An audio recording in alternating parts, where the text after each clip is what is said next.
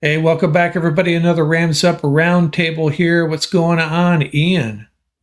Doing good, gents. Summertime. It's hot. Everyone out there at the campus for training camp.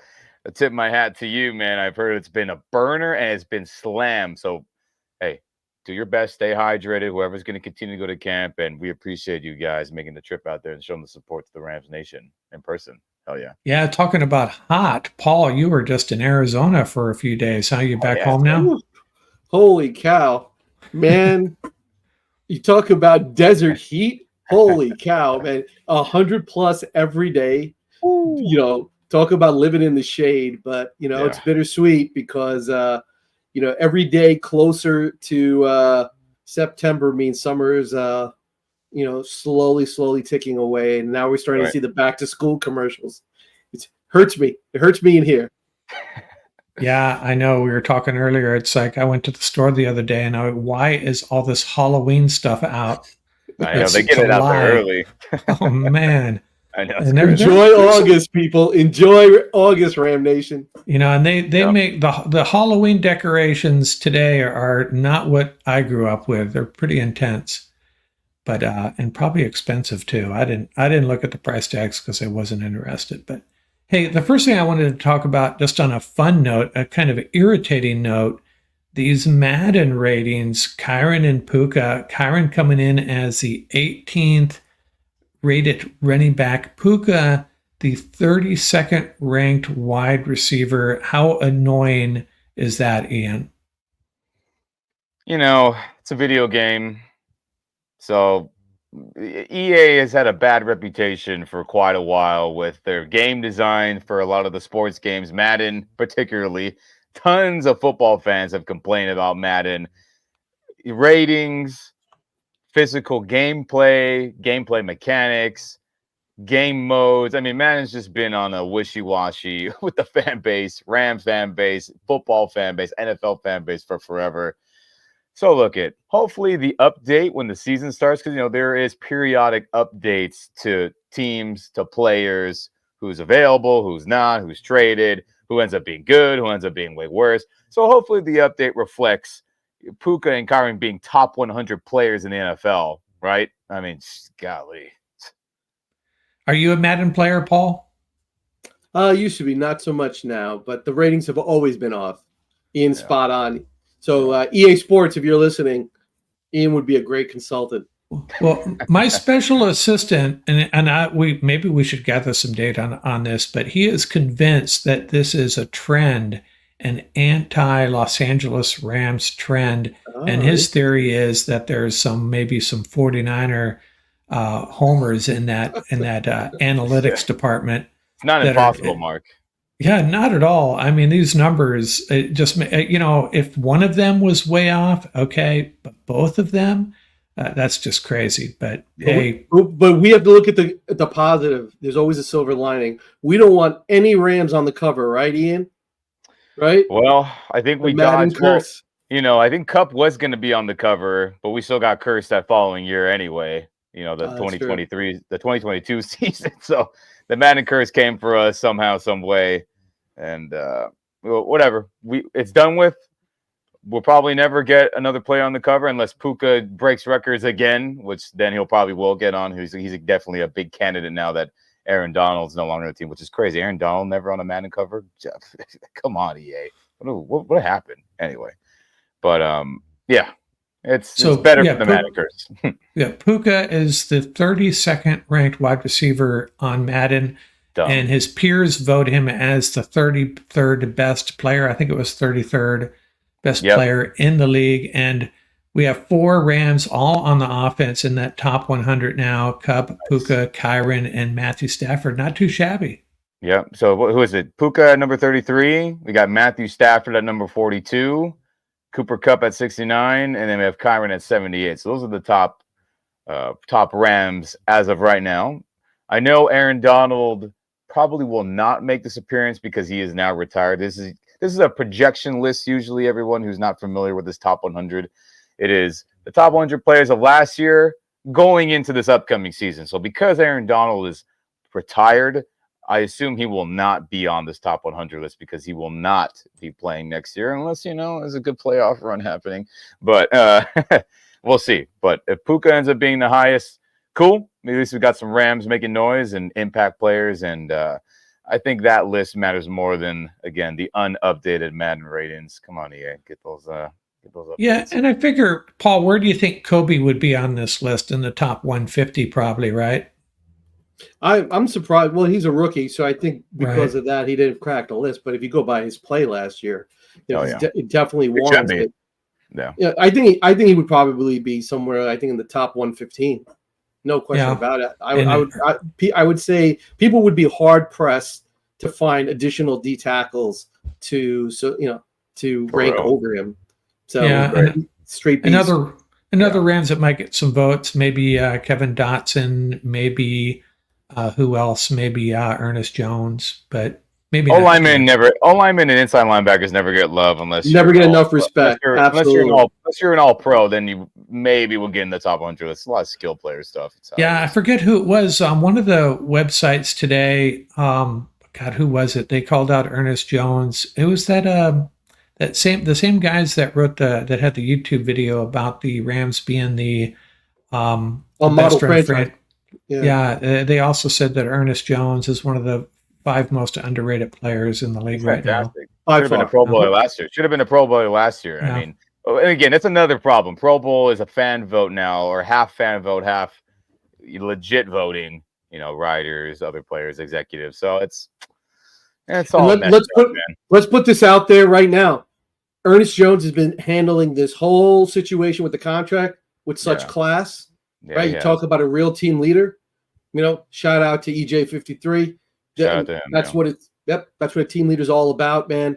I hope he's a Ram for a very, very long time. And the fact, and obviously we won't talk about it now, but we got a little tidbit of information we thought was really, really interesting about his weight and how they're going to be utilizing him this year. Yeah.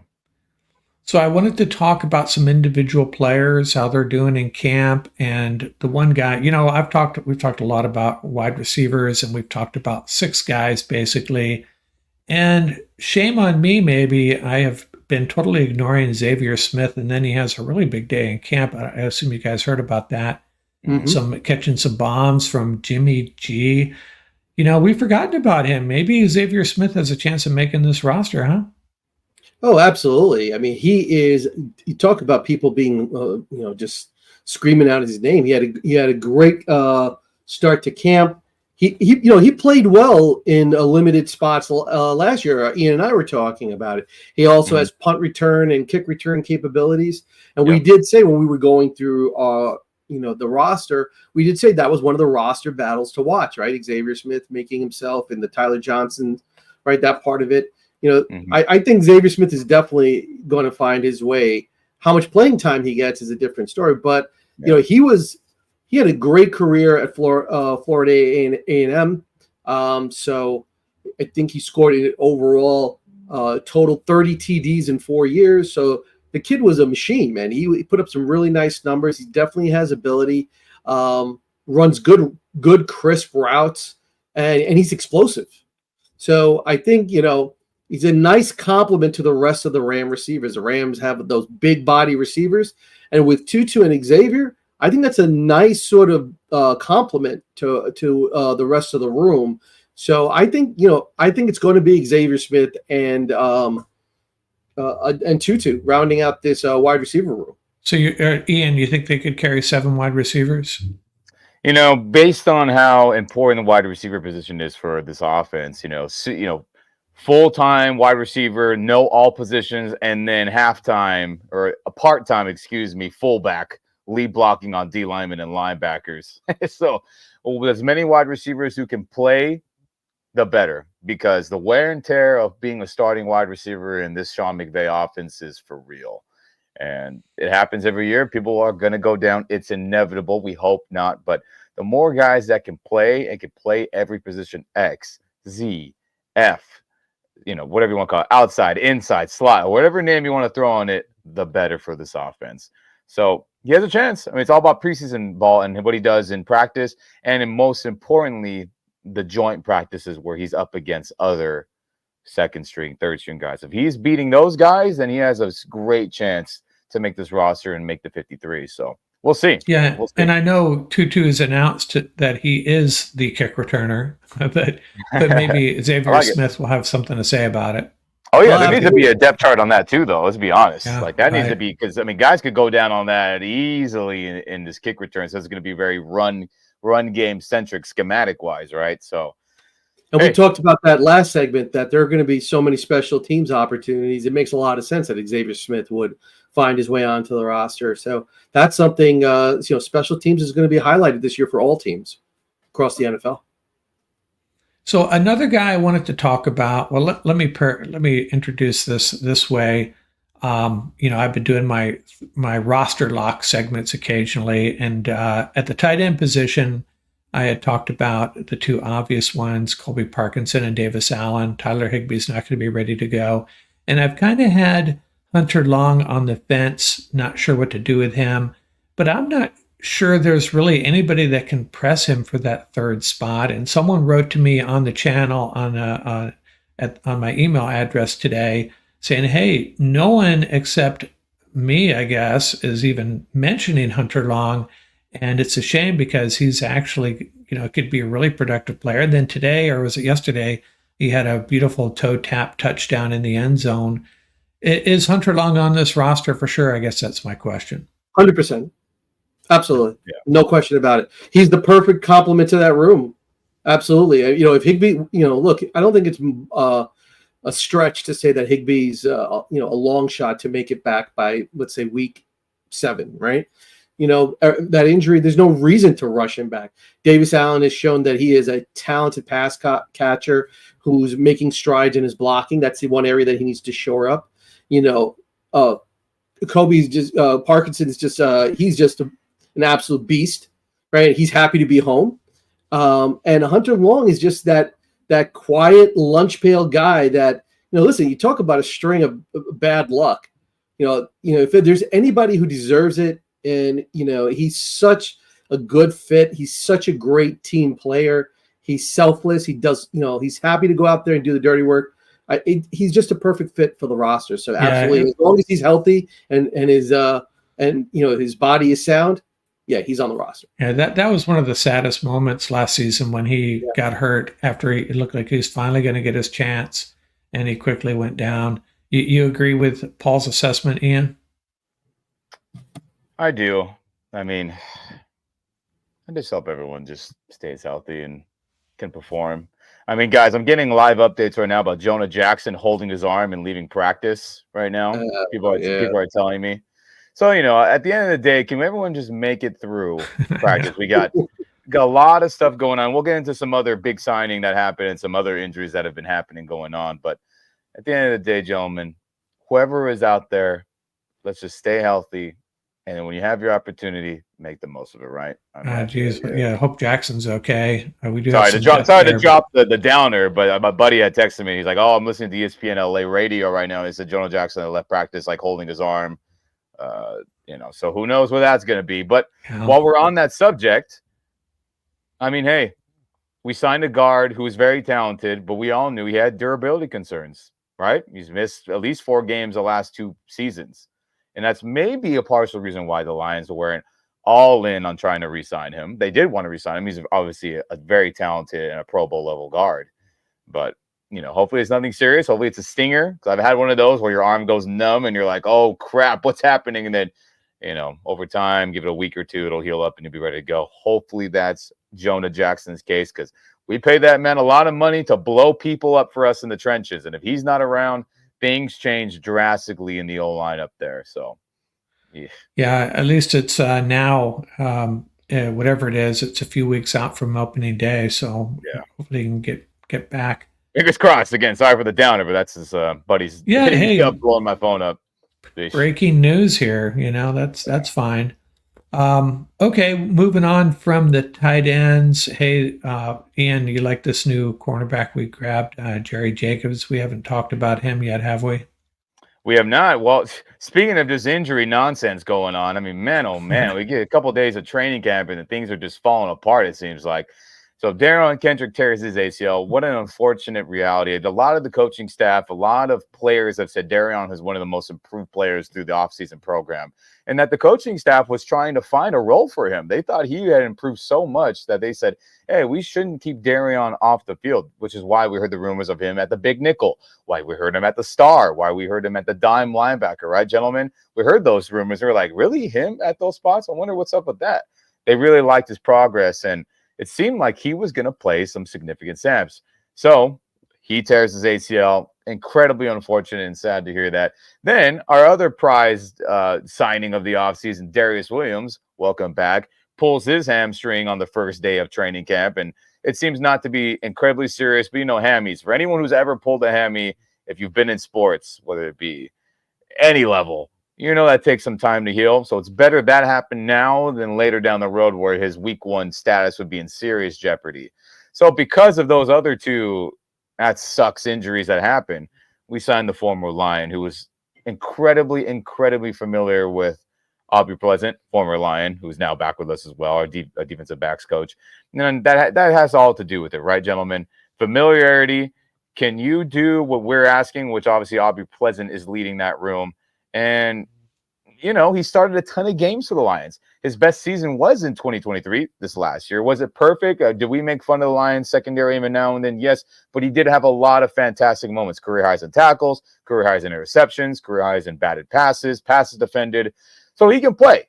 So for him to be a rotational player or a backup, or if he has to fill in last minute where there's compounding injuries or people miss because of whatever during the season, this is a solid signing. Would I have preferred Ahkello Witherspoon? Of course. He was our best corner last year. And I'm sure why he's not signed is because he wants starter money. He probably looks at what Trey White got and what Darius Williams is like, hey, I deserve $10 million at least a year, right? And how can you disagree with that, with the way he played? Was it perfect all year round? No. Was he an all-pro? Of course not.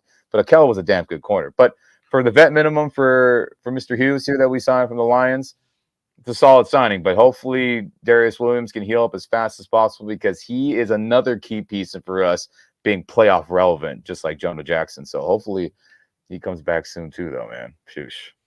And you like the Jerry Jacobs signing too, right, Paul? Did I say Hughes?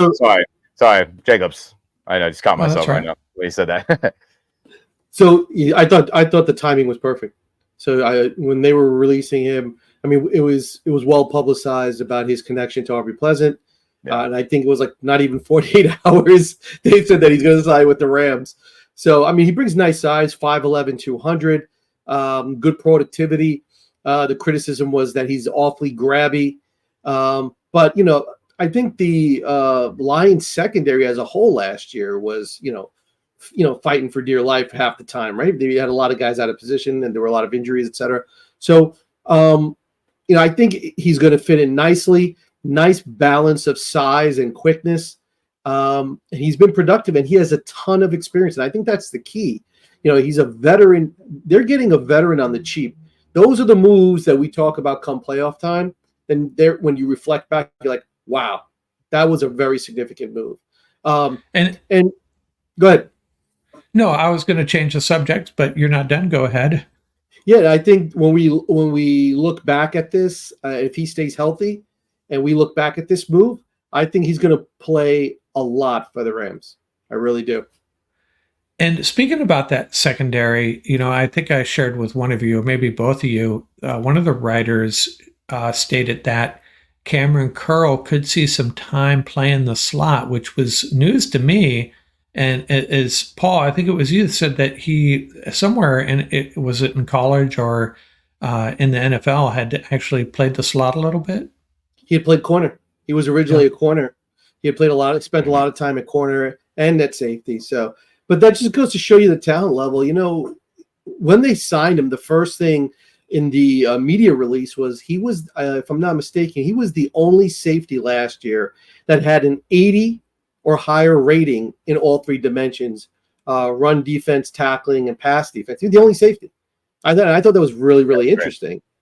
Yeah. So. And I think the issue with Curl is that he's so talented, right? And there's so much potential there. It's like they want to maximize his ability. They had a great interview with him, and they were trying to, get him to like spill the beans on how he's going to be utilized. And he like knew slivers of information about Shula and the new defensive dial-up, and he just said two things. He says Shula wants me to make plays and rip at the ball. So you know what that tells me? He's going to be playing in the box. They're telling him rip at the ball, right? Turnovers, right? So throw that body around, which is what he loves. Curl has said that. He loves to throw that body around.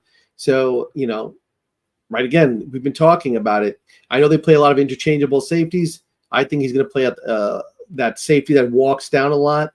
But, Lake is – that we've been talking about it. Lake is also the X factor. He's that good.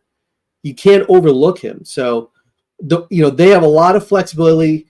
This is a win-win scenario.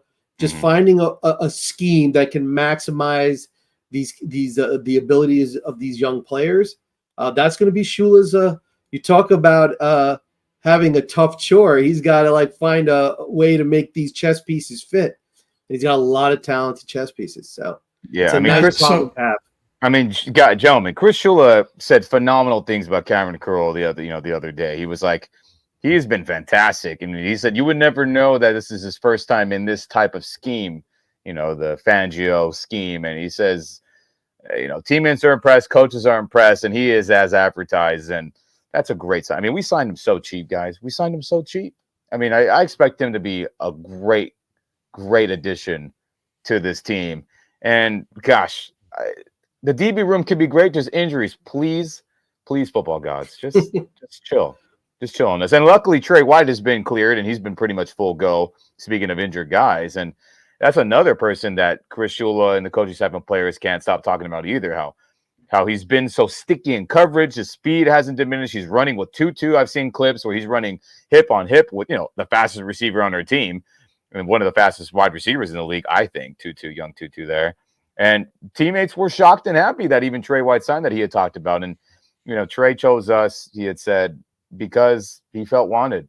And it seems like he's playing like he's on a wanted organization, right? And I'm happy about him. Curl, hopefully D-Will comes back. And man, oh man, gentlemen, the season could be fun. We just got to fingers crossed on some people, right? Shoot. Yeah. When's the last time we said we would have this type of depth for the Rams secondary? When's the last time we've used those terms in the same sentence? Depth and secondary for the Rams. This is a really, really nice scenario thus far. If T. White is ready for week 1, wow, that is best case scenario. Yep, he sounds like he's performing well in practice, man. So let's thank God. And that was the next guy I was going to talk about, and we got to it pretty good there. And we just have to remind ourselves, there's some things happening in camp that are a little concerning, the injuries and such, but there's some good things happening too, right? So we can be hopeful. Yeah. If Trey White is 100% on day 1 and D-Will is good to go on day 1, hey, we'll be okay back there, I think. Oh, yeah. So, hey, changing gears here a little bit. One of you told me, I think it was Paul, did you say that Todd Gurley was in camp today? TG30 was in the house. That's so good to hear. Yeah, he had a great video of him walking in and dapping up Rampage. He had a smile on his face. Well, we had talked about, what was it, 2 weeks ago, man? How great it was when he had that really positive interview, and he said, he's got no ill will. And I think it's great to see him. These players have sacrificed a lot, for the franchise. So regardless of how it ended, we've talked about that before, like with Dickerson and everything else.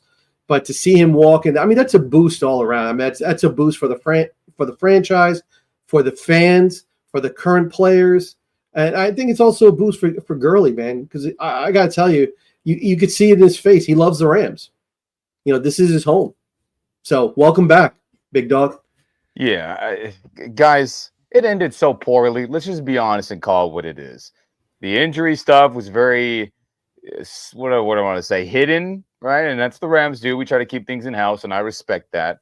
So, there was people were noticing the Gurley thing, right? The end of 2018 season when we had to sign C.J. Anderson off the street, which that was a great signing. But still, that was like, whoa, why is Gurley not playing? What's up with his knee? Then obviously he had a good Super Bowl run. He had a great game against Dallas. had some good runs in the NFC Championship and then wasn't utilized enough in the Super Bowl. Offensive day was just terrible in general. And then the following year, he scored a lot of touchdowns, but there was something missing, but he was still a Pro Bowl level running back. And then that was it. Had that one weird year with the Falcons, and then no more Todd Gurley in the NFL. And it just ended so poorly. You know, he signed that contract, played under it for like 2 years, maybe, you know, like of that extended contract that we gave him, some of the biggest money in NFL history at the time for the running back position. And there was animosity. You could feel it. Todd Gurley was pissed. Of course, who wouldn't be, man? And I'm glad that those things are over with. Yes, Paul, we did hear the interview where he said that. But, you know, players, they're trained just like they are when they're playing days. You know, they have the politically correct answers, which is nice. But, you know, a lot of players withhold how they really feel. And for Gurley to show up at training camp today, back with the Rams, talking with Tony Pastoris, who gave him that big old contract, talking with the former players, talking with McVay, I'm glad that it seems that all that bad energy that was back in 2019, 2020 is gone. And I'm happy to see that, feel that, you know, and Rams legend now here in LA, Mark, right? Shoot, dude. Yeah. I have said over and over again, if there's one player that turned this franchise around, it's Todd Gurley. I mean, Sean McVay obviously had a lot to do with it, but without Todd Gurley, those first couple of years in LA, I don't know, man. Yeah. It would have been bleak. It would have been bleak. Yeah. And he's just so special. There's a couple of, I can still visualize a couple of his plays, that run against Seattle late in the first half up there in Seattle. I think it made it 35-0. And then that catch and run against Dallas, man, so many great moments. And yeah, hey, maybe he's got Blake Corum's and Kyron Williams' ear a little bit. That can only help, right? And speaking of that, I hope he talks to the organization for next year to switch back to the uniforms in my background here. Those are the 5 uniforms. I mean, look, I did a little edit so the helmet shell matches the so, you know, Rams jersey never matched the helmet shell color. The helmet shell was always a navy blue, and then the jerseys were always royal. You know, paint issues back in the 60s, 70s, and 80s, right? And then out of tradition, the Rams never altered it when we got approved for the throwbacks in the 17, 18, and 19 season. But hey, everybody, if you're not on YouTube checking out our page, check out this video and see what I'm talking about in the background. You can see the helmet shell color and the jersey are both royal blue. It looks great, and I hope in 2025, when the uniform redesign period or halting period is over, where teams can rebrand their logos, uniforms, anything they want, which again is the next season, 2025. Come on, Rams. Just do the right thing. Bring back the best uniforms in American sports, world sports history. I saw that in LA Times not long ago. I think in the 70s or 80s, every uniform got ranked in the entire world, and Rams are in the top 5. Let's do the right thing. Anyway, just want to share that real quick. The classic California. They're called the classic California colors. And going back to TG30, I don't think it's coincidental. I think it just reflects the positive buzz that is around this team right now. I just think everything, there's so much positive karma. Everyone's excited about the season. Everyone's saying the right things. You just see everybody's body language is positive. So I think, you know, there's a natural draw. I think McVay, in his interview, that extended interview that was on about a week ago, I think you really saw that. He talked about that. I think everybody has really like sort of exercised their demons, and they're all in. And you know, one thing I want to highlight is if you see the Aaron Kyron's recent video, and a couple of other players have said it, they are talking about from week 1. Like, they're talking about the game in week 1. They're like, we should have won Aaron Kyron said this. We should have won it in the playoffs, and we are geared up to win it this opening season, first game for the opening season. And I like that mentality, man. Like no breaks, full speed. Let's pick up momentum. Let's go all in, and let's do it right from week 1. So I think TG30, walking in there, that's really what this is all about. I think the team's in a really, really great place. Knock on wood, we got to stay healthy, and hopefully, we won't have too many season-ending injuries. Yeah. And that Lion Rams game Sunday night, that's looking like a really attractive game. There's going to be a lot of eyes on that. Oh, yeah. I mean, gentlemen, the NFL was right to put this on Sunday Night Football. I mean, come on, man. Anyway, Jesus. Hey, you're Paul talking about how the vibe in this camp and the surge of positive thoughts about this team might have something to do with, was it Tom that sent us a text? The surge in their Super Bowl odds went from 35-1 to 28-1 in like a week. It's good. Yeah. Yeah. I so think hopefully you already placed your bet, but I think look, it's training camp. Training camp is early. Everybody looks great in training camp. Every team looks great in training camp. Yeah. Right. The idea is to get everybody up to speed and to get sort of like install some of those core principles on offense, defense, and special teams. Work out as much as you can so you hit the ground running, right? It's always a positive progression from week one all the way to the big dance. And that's the way you have to look at it. Ian remembers what they used to say in practice, right? Be 1% better every day, and you'll be fine. That's an easy goal, right?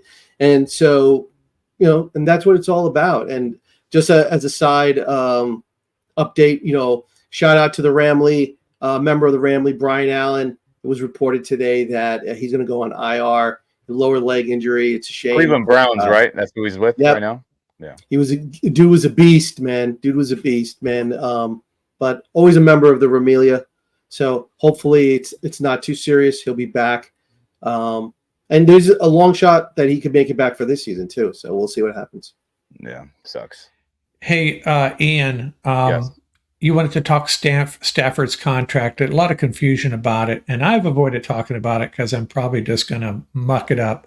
So I'll let you talk us through this. How's this new contract work? Well, after all the hoopla and all the, what's going to happen, what is the drama? Is there drama? Oh, there is drama. All the stuff that's been going on. And obviously we know that Stafford's agent, his family, whoever you want to name, was pushing for him to get more guarantees. Rightfully so. He didn't have much guarantees at all. What is it, $15 million for the last couple of years, if I'm not mistaken? It's not a lot for one of the, a top 10 quarterback in the NFL. And especially with the quarterback, Tua getting mega money, hasn't done much. Jordan Love had half a good year, got generational mega money. So you can't knock Stafford for seeing all these quarterbacks the last, half a year just get super paychecks where they haven't done anything close to what Matthew's done. So based on all that, from my understanding, is that the guarantees weren't that crazy, right, gentlemen? I was expecting serious guarantees for the foreseeable future. But correct me if I'm wrong on this. I'm going off the hip here, Paul. It's $5 million this year in additional guarantees, and then $4 million next season in additional guarantees, right? That's super minute. Even if I'm wrong on the flip-flop, you can correct me, please. No, you're spot on. It's 5 up front in 2024, pushed up from the latter contract year, and they will bump his 2025 roster bonus from $5 to $9 million. It's nothing. Everything else stays the same. Yeah, that's nothing. And guys, ESPN LA is pretty connected to all the sports teams out here in Los Angeles. Shocker. But they have good ties to the Rams, and they have their sources, quote unquote. A lot of Rams people inside the building were fully expecting Stafford to hold out if an agreement wasn't reached with the guarantees. And based on the guarantees being this minute compared to what I'm sure he was looking for, and even Stafford kind of slipped up, I think, a little bit in his press conference the other day where they asked him about, the status of all that, the conversations, and he caught himself saying, yeah, disagree. And then he stopped. He's like, no, this conversation. So he didn't even know that there was a tug and pull from both sides. And Sean McVay was reported to be in person during those negotiations. So a lot of hard conversations were had based on McVay's comments, based on Stafford's non-comments or comments he held back or started to say, based on the insider stuff, based on a lot of stuff. So it wasn't just about money. It was probably about the guarantee that he will be the quarterback for the foreseeable future. They will not cut ties with him because the Rams are infamous for cutting ties with players no matter what their contract status is. The Rams do not care. The man in my background, Gurley, has been a cap casualty out of nowhere. We can go down on all the list of players. Stafford will be no different, even though it would be insane. But he's no dummy. He knows that the Rams have the guts to do crazy stuff like that. So happy he got more guarantees. Happy he's here. I heard he had a great day. His first day of pads, he was slinging it like top 5 quarterback. We all know he is. But man, oh man, gentlemen, there was a lot of drama. And I think the guarantees being so low shows that it was very much a football thing more than a money thing, which, hey, I'm glad it got figured out, right? So another thing on my list here to discuss, you guys were sharing with me that there is a growing what do we call tendency among Ram players slimming down, not necessarily just being more svelte. Talk to me about that, Paul. What's going on in camp there? I know Puka and Ernest Jones have both talked about this. So Puka was hysterical. He was sharing that he cut out all fast food, and I was astonished when he shared what his diet was. And he was a frequent visitor to the drive-through last year and years prior. So what he, after working out with Cooper Kupp, what's going to happen. So he was showing off his abs. Cooper Kupp was saying that Puka's walking around showing off his abs now and things like that. He's about they're saying somewhere like 8 to 10 pounds lighter, but he's just packed on so much more muscle.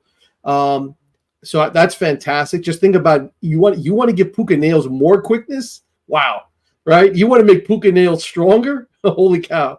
So I think that's a great thing. I think that's the commitment to getting better. One of the things he said is he's very much aware of the sophomore slump, and he wants to make sure he does not fall victim to that.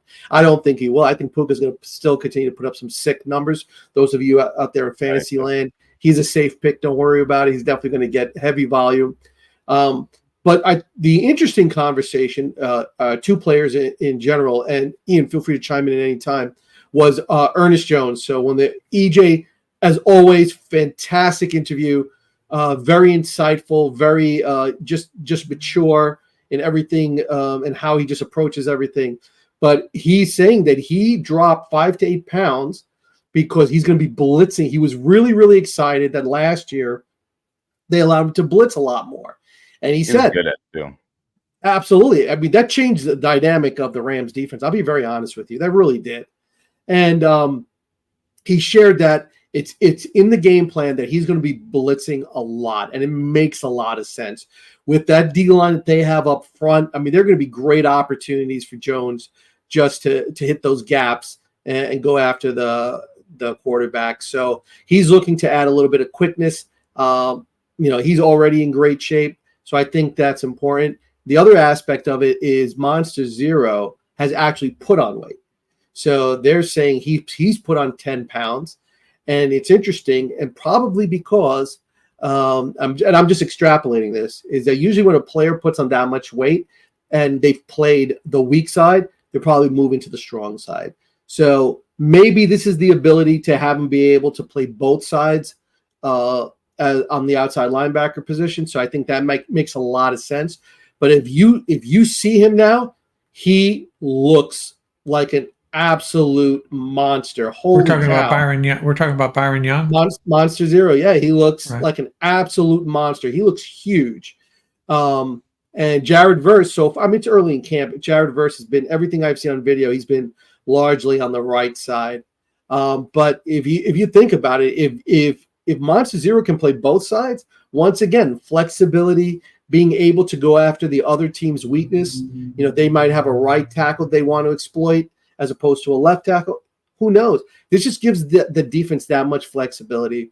But those 3 players, from the weight scenario, those 3 jumped out right at me when I heard about them talking about, the physiques. Any thoughts on that, Ian? Yeah, I mean, again, Cooper Kupp, Puka Nacua, Ernest Jones, Michael Hoyt, Byron Young, Williams. Kyron Williams. They've all emphasized about getting stronger and faster. All of them. And obviously, Michael Hoyt's more slimmed down, gain more muscle. Ernest slimmed down, gain more muscle. And the same with Kupp, Puka, Kyron, same thing. It's all about burning body fat and then just building the muscle with all these guys. And this team wants to hit people, but still be able to run by you. defense and offense. And I think that's a great formula for any football team. So it seems like our athletic trainers are dietitians on the team. I know McVay had talked about switching the team dietitian, the cook, the chefs, whatever you want to call it. Obviously, Reggie Scott and his team have done a great job, keeping everybody as fresh as humanly possible. So it seems like those two sides of the most important, right? Your body, how you feel, how it performs, the most important outside of the mental aspect of the game. It seems like things are coming together nicely for this Rams football team. So. But are this we is for concerned? Hollywood Hoyt, baby. Are we concerned that Braden Fisk is hiding out in a corner eating all the Mexican food, though, from what I hear? Well, he can eat whatever he wants because I hear he's kicking some ass in Rams. Dude, he's unblockable. They're saying he's unblockable. What did he want, Mark? What is he like? Excuse me. Like birria and some. I forgot what else he had mentioned. I guess there's some spots like a birria and taco spot or birria and pozole spot, something like that. That's his favorite food, Mexican whatever. food. Hey, feed him whatever he needs to keep kicking ass, like I've been hearing he's been doing. So, shout out to Braden. I mean, anyone who's not from Los Angeles or any Hispanic, community or city anywhere in the world, it is a positive culture shock where you come to a place that has great, Hispanic cuisine, Mexican cuisine specifically. And, LA, man, outside of the motherland of Mexico, so people like to say, LA's got the next best thing or sometimes even better, some people will say. So I'm glad Braden and his lady have figured it out pretty fast in a short time here. Yeah, if you want to talk about weight and performance, you got to talk about the player that everybody's talking about. Who is our right guard? Oh, Mr. Dotson. Kevin Dotson. Yeah. Dotson. Everybody has said unequivocally that the best player in camp has been Dotson. You talk about validating that investment so far. We don't want to jinx it, obviously, right? We want to see the big dogs stay healthy. The dude has just been picked up right where he left off. He's an immovable object, just brute force, right? It's just you have to smile.